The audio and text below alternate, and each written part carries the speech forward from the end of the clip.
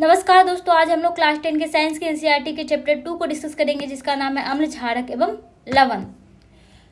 अम्ल और क्षारक के गुण क्या होते हैं, हम लोग सबसे पहले देखते हैं। अम्ल स्वाद में खट्टे होते हैं और नीले लिटमस पेपर को लाल करते हैं, और क्षारक स्वाद में कड़वे होते हैं और लाल लिटमस पेपर को नीला करते हैं। सूचक के प्रकार। सूचक के 3 प्रकार है: प्राकृतिक, संश्लेषित और गंधीय। लिटमस और हल्दी दोनों प्राकृतिक है। मेथिल ऑरेंज और फिनोल्फ्थालीन ये दोनों संश्लेषित सूचक हैं। प्याज, वैनिला और लौंग का तेल ये तीनों गंधीय सूचक हैं। ध्यान दें, लिटमस विलयन बैंगनी रंग का एक रंजक होता है जो कि थैलोफाइटा समूह के लिचेन के पौधे से निकाला जाता है। अम्ल और क्षारकों का धातुओं के साथ अभिक्रिया।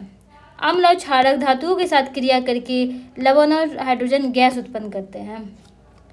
H2 गैस की जांच कैसे करेंगे हम लोग? जब जलती हुई मोमबत्ती को H2 के पास ले जाएंगे तो वो पॉप की ध्वनि के साथ जलने लगती है। लेकिन ध्यान रखें, सभी धातु क्षारकों के साथ क्रिया करके H2 नहीं बनाते हैं।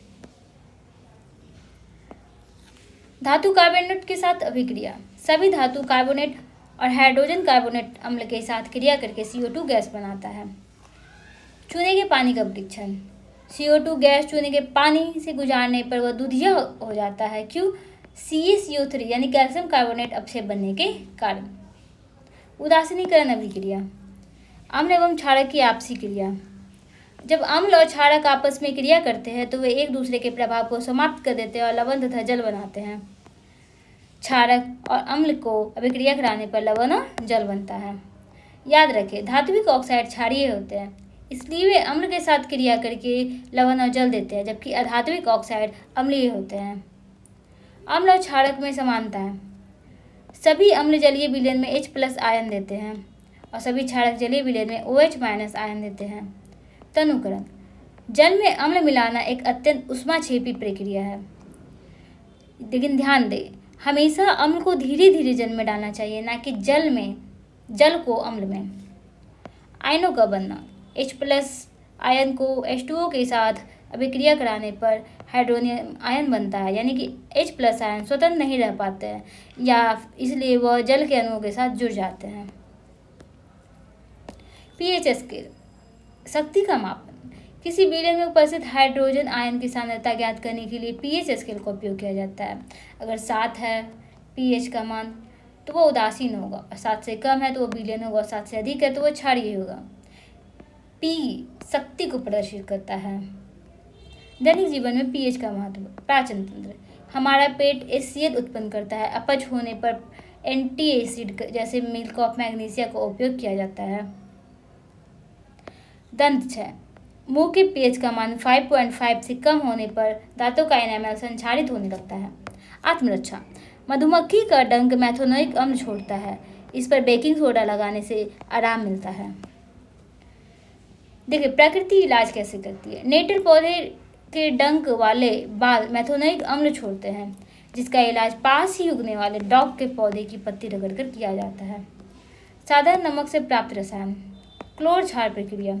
NaCl के जलीय विलयन से विद्युत प्रवाहित करने पर NaOH, Cl2 और H2 प्राप्त होता है। महत्वपूर्ण रसायन। विरंजक चूर्ण CaOCl2 जल को कीटाणु मुक्त करने और वस्त्र उद्योग में। बेकिंग सोडा NaSCO3 खासतौर पकौड़े बनाने और अग्निशामक में। धोने का सोडा Na2CO3 × 10H2O जल की कठोरता हटाने में। Plaster of Paris. जिप्सम को 373 केल्विन पर गर्म करने पर वह जल त्याग कर POP बनाता है।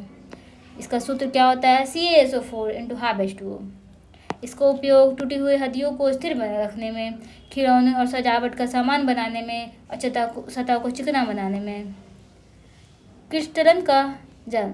लवण के एक सूत्र इकाई में जल के निश्चित अणुओं की संख्या निहित होते, जैसे CuSO4 × 5H2O होते हैं, यानी कि इसमें 5 अणु जल के होते हैं। अभ्यास। कोई विलयन लाल लिटमस को नीला कर देता है, यानी उसका pH क्या होगा? 7 से अधिक होगा, यानी वो क्षारीय है। पीतल एवं तांबे के बर्तन में दही क्यों नहीं रखना चाहिए? क्योंकि दही में अम्ल होता है जो धातु से क्रिया कर जहरीले पदार्थ बनाता है। आश्रित जल विद्युत का सुचालक क्यों नहीं होता जबकि वर्षा जल होता है? क्योंकि वर्षा जल में आयन होते हैं। पोप को आर्द्र रोधी बनाने में आर्द्ररोधी बर्तन में क्यों रखा जाता है? क्योंकि यह नमी पाकर कठोर जिप्सम बन जाता है। Thank you friends.